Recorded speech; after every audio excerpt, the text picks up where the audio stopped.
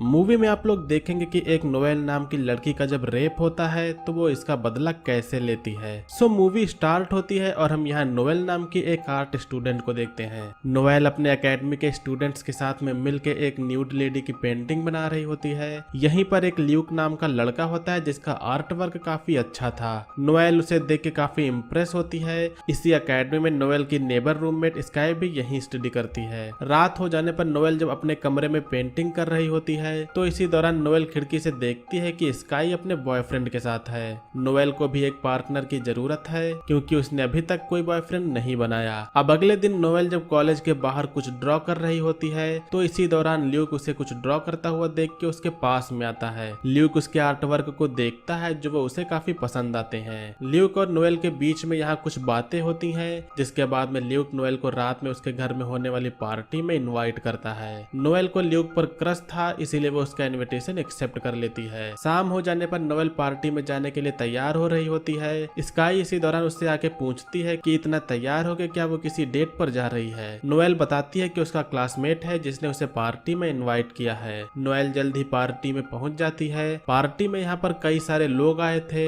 Noel जल्द ही Luke से मिलती है और दोनों लोग मिलकर काफी खुश लग रहे थे। ल्यूक नोएल को अपने आर्टवर्क्स को दिखाने के लिए उसे अपने रूम में ले जाता है। नोएल को उसके आर्टवर्क्स पसंद आ रहे थे लेकिन अब इसी बीच के दौरान धीरे धीरे दोनों में रोमांस होने लगता है। ल्यूक नोएल को किस करता है। नोएल को स्टार्टिंग में तो ठीक लग रहा था लेकिन नोएल उसे मना करती है फिर भी ल्यूक उसके साथ में जबरदस्ती करने लगता है। ल्यूक को अंदाजा नहीं होता है कि वो उसके साथ में जबरदस्ती उसका रेप कर रहा है लेकिन नोएल को बिल्कुल भी ये पसंद नहीं आता। नोएल बिल्कुल भी इस तरीके से ऐसा नहीं चाहती थी। वो कमरे से बाहर निकलती है। उसे बिल्कुल भी समझ नहीं आ रहा कि उसके साथ में ये क्या हो गया। वो बाहर स्विमिंग पूल में जाके कूद जाती है। यहाँ वो सुसाइड करने का ट्राई करती है लेकिन वो ऐसा नहीं करती। अब अगले दिन हम देखते हैं कि नोएल उस बात को लेकर काफी अपसेट है। वो आज कॉलेज भी नहीं गई है जिससे उसकी नेबर आके उससे इसका रीजन पूछती है। स्काई के काफी बार पूछने पर नोएल उससे बताती है कि जिस पार्टी में वो लास्ट नाइट गई थी वहाँ उसका रेप हुआ।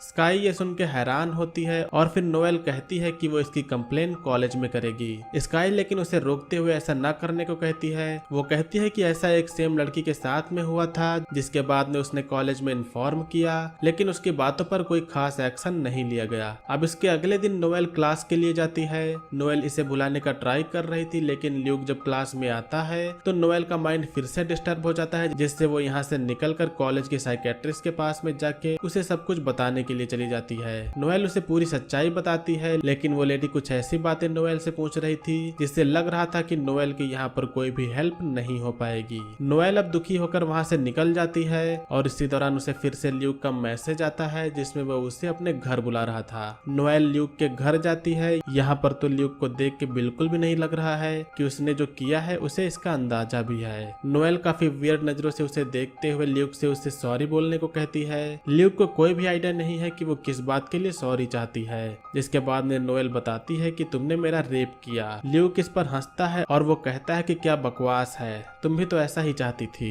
ये सुनने के बाद में नोएल ल्यूक को चाटा मार देती है जिसके बाद में ल्यूक उसे यहाँ से चले जाने को कहता है लेकिन नोएल बिल्कुल भी ऐसे ही यहाँ से नहीं जाना चाहती थी। दोनों के बीच में अब यहाँ पर खींचातानी शुरू हो जाती है जिसके बाद में ल्यूक का पैर फिसलता है और वो ऊपर से नीचे गिर जाता है। ल्यूक सीधा सर के बल नीचे गिरता है जिससे सर फट जाने की वजह से उसकी मौत होती है। नोएल इससे काफी शॉक होती है जिसके बाद में वो किसी को बिना बताए यहाँ से चली जाती है। अब अगले दिन घर पर पुलिस आती है। पुलिस को ल्यूक के मोबाइल से पता चलता है कि वो पिछली रात नोएल के साथ में था। नोएल कॉलेज के लिए जाती है जहां वो देखती है कि ल्यूक की मौत से वहां सारे लोग दुखी हैं और इसके बाद में आज क्लास को छुट्टी दे दी जाती है। नोएल कॉलेज से निकलती है जहां उसे बाहर एक डिटेक्टिव मिलता है। वो डिटेक्टिव उससे पूछने आया था कि वो पिछली रात ल्यूक के साथ में थी तो वहाँ पर क्या हुआ। नोएल बताती है कि ल्यूक ने उसे अपने घर पर हुकअप के लिए बुलाया था लेकिन उसका मन न होने के कारण वो वहाँ से चली गई। नोएल यहाँ से ऐसा कह के चली जाती है और डिटेक्टिव को ल्यूक की मौत एक हादसा लगती है। रात हो जाने पर नोएल लैपटॉप पर ल्यूक की मौत की न्यूज पढ़ रही होती है जिसमें लिखा था कि एक्सीडेंटली ऊपर से गिरने की वजह से उसकी मौत हुई। इसी दौरान रिलेटेड आर्टिकल में उसे एक रेप वाली न्यूज दिखती है। नोएल इसे ओपन करती है तो वो देखती है कि लिंडसे नाम की एक लेडी को 3 फुटबॉल प्लेयर्स ने रेप किया था और उन लोगों ने वो वीडियो इंटरनेट पर डाल दिया। वीडियो में इन तीनों लोगों के फेस तो ठीक से नहीं आए जिससे तीनों लोगों को कोई भी सजा नहीं मिली। इसे जान के नोएल काफी गुस्सा होती है कि रेपिस्ट को कोई भी सजा क्यों नहीं मिली। गई। इस चीज को जानने के लिए कि लिंडसे के साथ में एक्चुअली क्या हुआ था, वो लिंडसे से मिलने के लिए जाती है। वो लिंडसे से मिलके उसी इंसिडेंट के बारे में पूछती है, लेकिन लिंडसे इस पर कोई भी बात नहीं करना चाहती है। जब वो यहाँ से जाने लगती है तो नोएल कहती है कि उसके साथ में भी कुछ उसी के जैसा हुआ है। लिंडसे इसके बाद में नोएल से बात करने के लिए मान जाती है। लिंडसे बताती है कि रेप को प्रूव करवा पाना एक बड़ी चुनौती होती है। तुमसे कुछ ऐसे सवाल पूछे जाते हैं जिनका जवाब देना हर किसी के बस की बात नहीं है। ये बात सुन के नोएल काफी हैरान होती है। वो घर पर जाके ड्राइंग करने की कोशिश करती है, लेकिन उसका माइंड इस पर फोकस नहीं कर पा रहा था। इस चीज को और जानने के लिए नोएल एक रिहैब ज्वाइन करती है। इस जगह पर कई सारे सेक्सुअली अक्यूज्ड लेडीज अपनी अपनी बातें दूसरों के सामने रखती हैं, और यहाँ पर नोएल दूसरों के एक्सपीरियंस को जान के और भी अपसेट हो जाती है। नोएल इसी सोच में पड़ी होती है कि आखिरकार किसी भी रेपिस्ट को सजा क्यों नहीं मिल पाती, और इसके बाद वो अब खुद से उन्हें सजा देने का फैसला करती है। नोएल अब काफी तैयार होकर एक पार्टी में जाती है। ये पार्टी उसी में से एक फुटबॉलर के यहाँ पर थी जिसने लिंडसे का रेप किया था। नोएल सीधा उसी लड़के के पास में जाके उससे बातें करते हुए उसे एक कमरे में ले जाती है।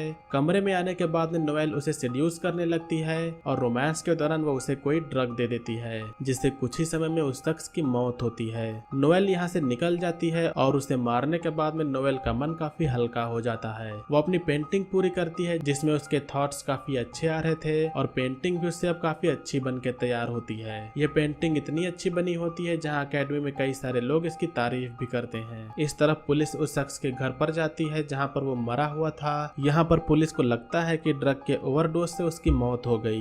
दूसरी तरफ नोएल अपने दूसरे शिकार की तरफ होती है। ये दूसरा फुटबॉलर होता है। वो उस शख्स के घर पर जाती है। वो सीधा उसे सेड्यूस करने लगती है, और जल्दी वो बेल्ट से उसकी गर्दन को कस के उसे मार देती है। अब बारी आखिरी वाले की होती है। इस शख्स का नाम कॉनर है। कॉनर ग्राउंड में रनिंग कर रहा है जहाँ नोएल उस पर नजर रखे हुए है। अब कॉनर जब बाथरूम में नहा रहा होता है तो नोएल पीछे से आके उसके सर पर हमला कर देती है। कॉनर अभी नहीं मरता है। वो काउंटर अटैक करने की कोशिश भी करता है, लेकिन नोएल फिर से हथौड़ा मार के उसे मार देती है। अब 3 फुटबॉलर्स के मरने के बाद में पुलिस डिपार्टमेंट में काफी अफरा तफरी मच जाती है। नोएल तो इससे बेहद खुश होती है, और इधर पुलिस वालों का ये शक थोड़ा सा लिंडसे पर जाता है। डिटेक्टिव लिंडसे से पूछताछ के लिए जाते हैं, लेकिन लिंडसे को इसके बारे में कुछ भी नहीं पता था। एक दिन नोएल और सेन दोनों साथ में ड्राइंग कर रहे होते हैं। सेन एक अच्छा लड़का है, नोएल को भी वो अच्छा लगता है। दोनों के बीच में यहाँ पर अब रोमांस होने लगता है, लेकिन इसी दौरान नोएल वही इंसिडेंट को सोच के अनकंफर्टेबल हो जाती है, और सेन को वो यहाँ से भगा देती है। शाम होने पर नोएल अपने पड़ोसी स्काई के घर जाती है।